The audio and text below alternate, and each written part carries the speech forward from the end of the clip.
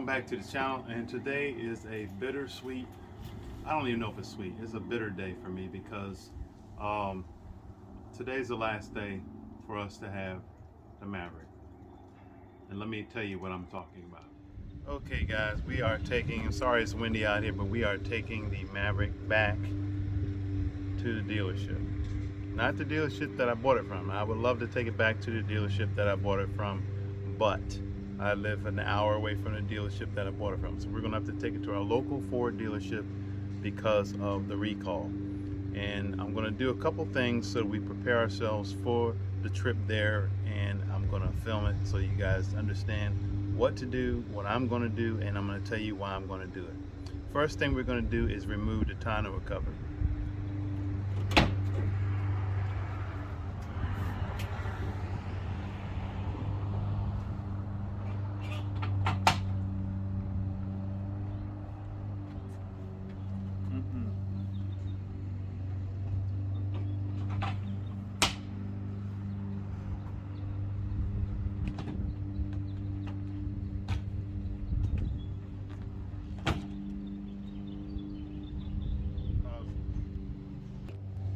You might say, why am I taking off my tonneau cover?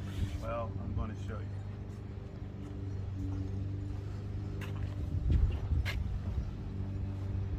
The reason why we are going to the dealership is because of the recall, and the recall is for one specific reason only.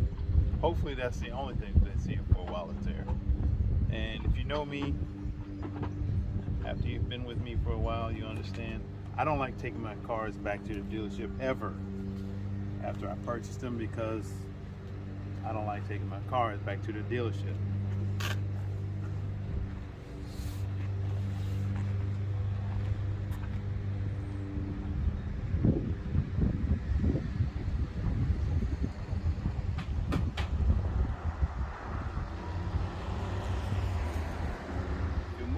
Closer over here, I'm going to show you guys exactly what we're talking about as far as a recall.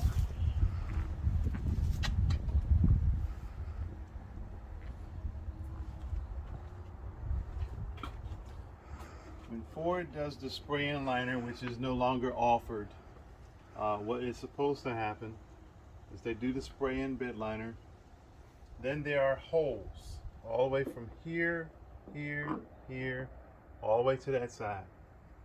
Well, when they were to clear out those holes, someone did not realize that if you take a drill and clear out those drain holes, that you're drilling into a gas tank, which is directly under those holes. So, based on everything that we know and have been told, everybody who has, or most everybody who has the spray and bed liner, the holes were drilled into all the way down through, and the holes went into the tank. Now a couple of these holes, I feel that there's something hard in here, so maybe, now these two here, actually, let's do this one.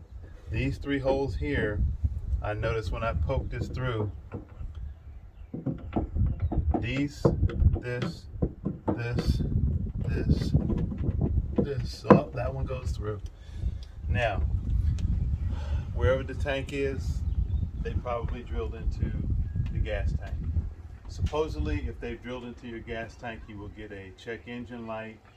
Maybe you'll smell fuel. I haven't smelled anything, and I haven't got any check engine light, so I'm hoping beyond all hope that they didn't drill into my tank, because based on what I'm hearing, there may or may not even be parts available to fix this right away.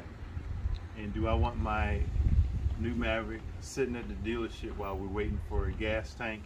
No, but it's one of those things that we have to do. So unfortunately, that means I'm going to have to take, sorry it's windy out here guys, but I'm going to have to take and drop my vehicle off at the dealership. So first thing I did was take off the tonneau cover. The other thing that I'm going to have to do, because I'm very particular about folks working on my vehicle, I'm going to have to take this Sharpie lay on my back, climb under, and mark the exhaust, because I have an aftermarket exhaust, and there's no directions for the dealership to put the aftermarket exhaust back the same way that I put it under there.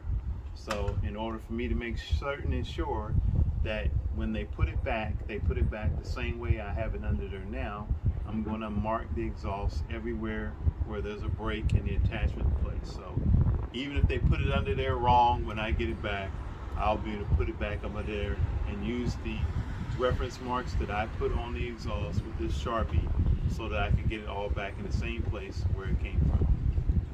So hang on while we get that done.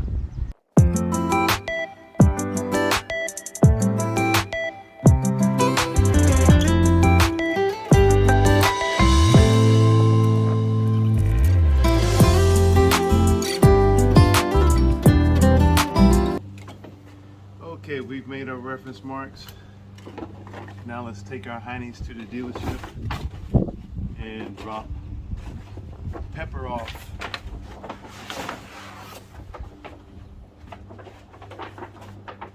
Okay, we are at the service area. We've had to drop off our Maverick. So on tomorrow they will be getting busy on it.